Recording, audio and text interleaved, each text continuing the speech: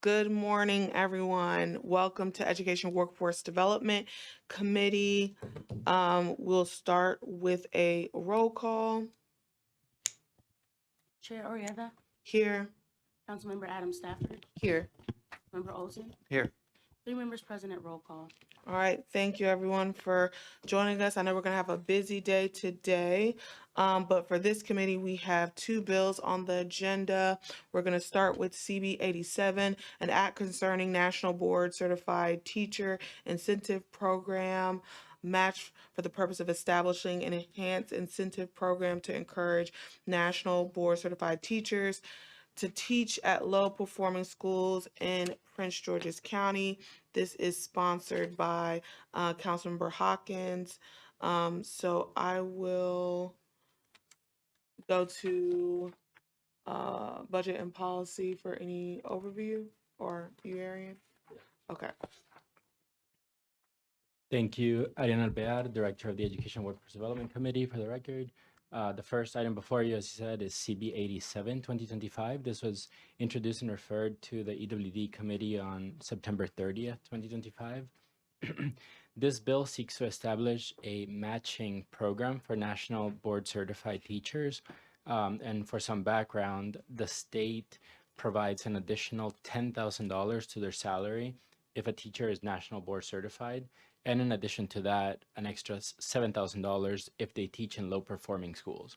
So what this bill would do is match those $7,000 to make it 14 plus those additional 10, so for a total of $24,000 extra to their paycheck. And I can turn it over to Caleb Callender, the policy analyst, to provide a brief fiscal overview. Yes, good morning. Good morning, Madam Chair, members of the council. For the record, my name is Caleb Callender. Here on the behalf of the Budget and Policy Analysis Division. So the fiscal impact statement was written in accordance with draft 1 of CB 87 before being placed in the request that it was going to be requested from the General Assembly for $1 million. But so in accordance with draft 1, the enactment of CB 87 2025 will have an adverse fiscal impact on the county. As stated by Prince George's County Public Schools, there are currently 122 NBCTs, National Board Certified teachers who currently work in state identified low performing schools within the county. Each NBCT, as Mr. Albier pointed out, would cost an additional $7,000. So at a minimum, this program would cost $854,000 if fully funded, with a potential to increase if we start to see more teachers coming into these state-identified low-performing schools. Thank you. Thank you. And just to add, we received the draft 2B last night that includes the intent to request $1 million from the General Assembly to fund this program. So the money would not come from the county, but the request would be to the General Assembly. And thank you. Next, we'll hear from the county executive. Good morning, Councilmember Orietta and committee members. The county executive recommends this bill favorably with the amendments that were added on page 4, lines 1 through 6. So we're asking for favorable consideration of this bill. Thank you. Thank you, Officer Law.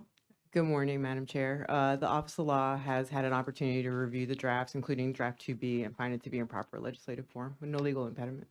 Thank you.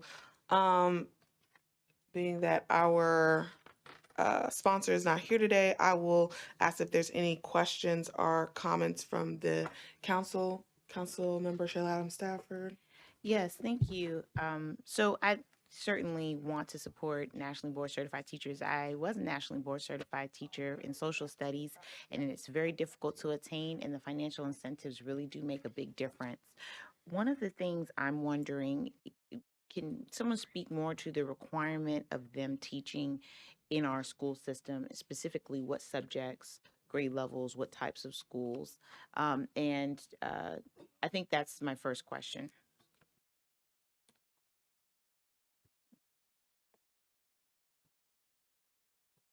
I can take that question back to PGCPS for Okay. a full response, but I believe National Board Certified Teachers would teach in a range of subjects and age groups.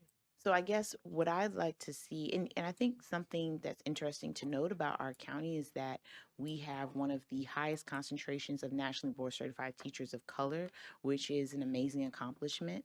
I'm wondering though if we can tie this as incentive to working with some of our schools that are the lowest performing schools, schools that need veteran teachers, schools that have high turnover, because I think we need to direct that instructional leadership into those areas. So this incentive would be for low performing schools. So you're saying create a sort of ranking of the most in need out of these schools. That's what I'm trying to understand. So these teachers, in order to get this stipend, would have to teach in one of the identified schools. Is there a subject requirement? For example, would they have to teach in math or science where we are missing teachers, or would they have to be special education teachers? What would be some of the other requirements of this stipend? And that's kind of where my questions are. Reading the bill, I know the sponsor's not here. It doesn't outline specific subject matters specifically. One of the amendments that I was going to put forward, but I will note that I hadn't had an opportunity to speak with the sponsor about this amendment, is specifically for, to have this program specifically for teachers that work in special education. I think because one, we know we have a huge shortage of teachers in that area. We know that we're under corrective action already because we have not been meeting the standards. And if we're going to add an additional incentive, I'd rather it be for special education needs. But yes, did you have a comment? And what I would, I'm sorry, could I comment really quickly? So in I terms, just want to make sure Oh, he's from not the- oh, sorry. answering the I may- question. He I may might be have an able to answer. assist somewhat. What you'll notice on page 1, lines 20 through 24, they go into encouraging the teachers of national board certified teachers teach at public schools in Prince George's County, and encourage NBC teachers to work at schools that are classified low performing based on the Maryland State and Prince George's County Public Schools classification and identification system. So I think when we find that, I think we'll find those criteria that you're looking for, because it's laid out in here that it's based on those the state and the PGCPS classification identification systems. yes, and for me, I'm not aware of, because special education can cover all topics. It's sort of the method of the instruction, and whereas there are subject matters where we don't have enough teachers. So we have math and science, and we need more math and science teachers. And I'm not aware that you can get a national board certification in special education, and if there possibly is, I'm not sure. Well, I didn't say special education. I would No, have to- no, I'm just saying generally. Oh, Yes, okay. so these are just my thoughts on, how to best target and use these veteran teachers that have achieved this very difficult certification. And so that would be my question, because it says it encourages, but I don't know that it mandates. Gotcha. So that would be my question. Well, to your point, it says encourage, it doesn't mandate. So if there is always the opportunity to create the mandated nature of it being at low performing schools,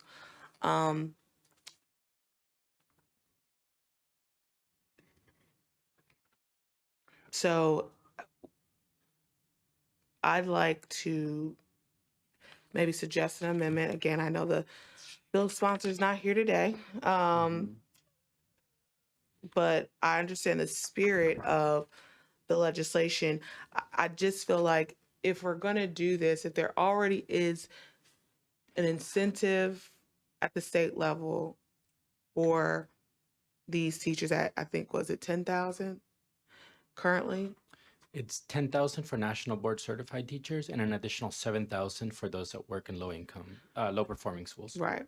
So there's already a $17,000 incentive.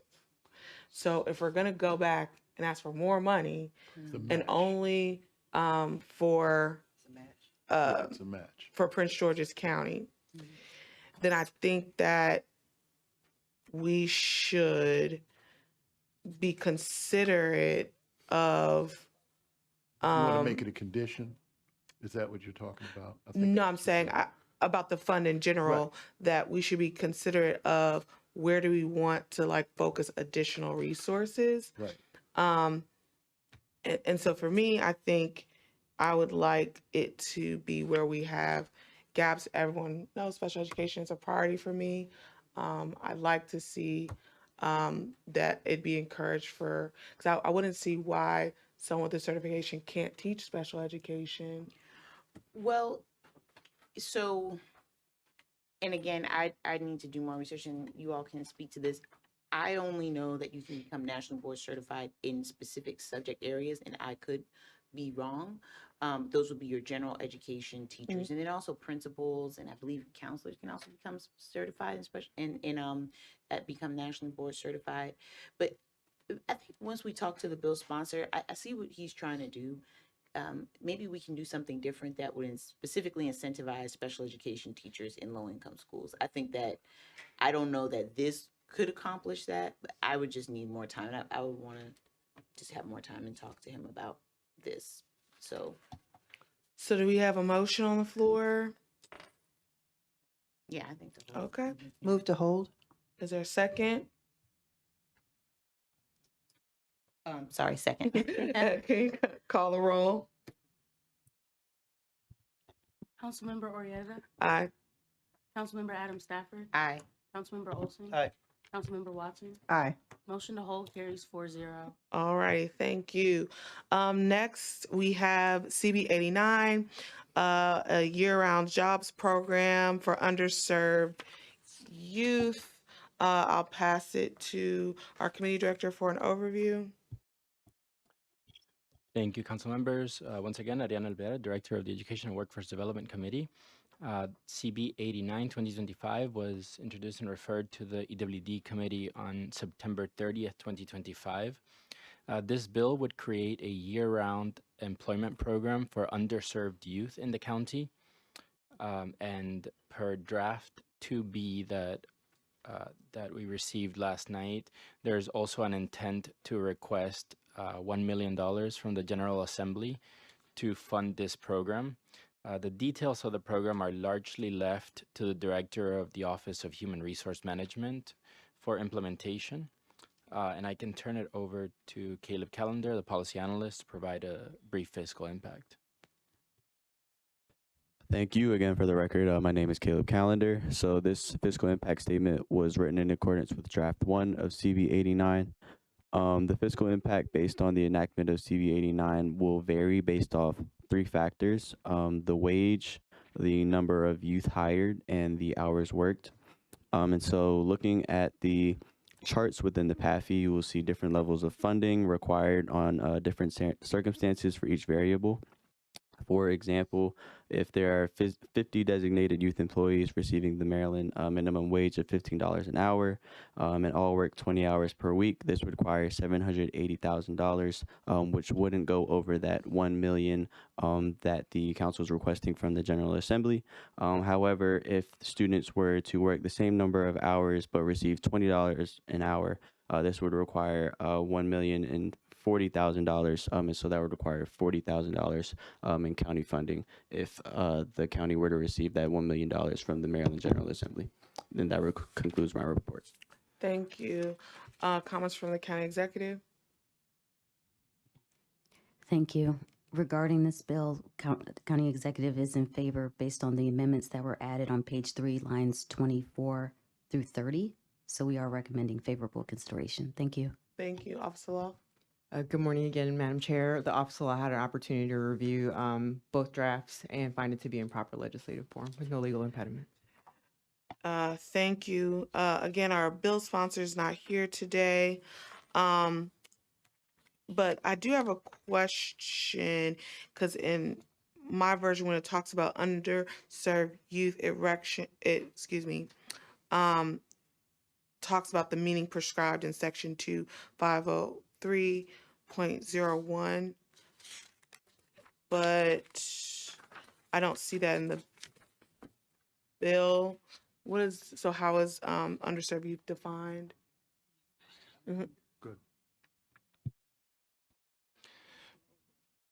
Good afternoon, council members. I can answer that for you. In section 2503.01A, it says underserved youth shall have the following meaning for this section. Any youth and young adults from households making 30% or less of the median family income for the Washington, D.C. metropolitan statistical area as published annually by the U.S. Department of Housing and Urban Development. It's not in the It's not in the bill. It's in the bill. county code. They're referencing a code. They're referencing a part of the code that already exists, but it wasn't in here, so we didn't have the definition. Yeah. No, I definitely agreed. And it doesn't have an age requirement. So when we say youth, sorry, did it say an age?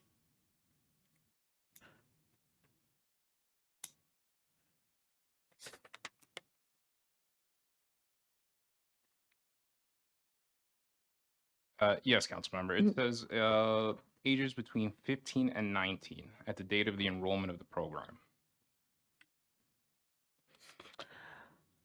And if I may add, this definition comes from the Summer Youth and Jobs Program that already exists within OHRM.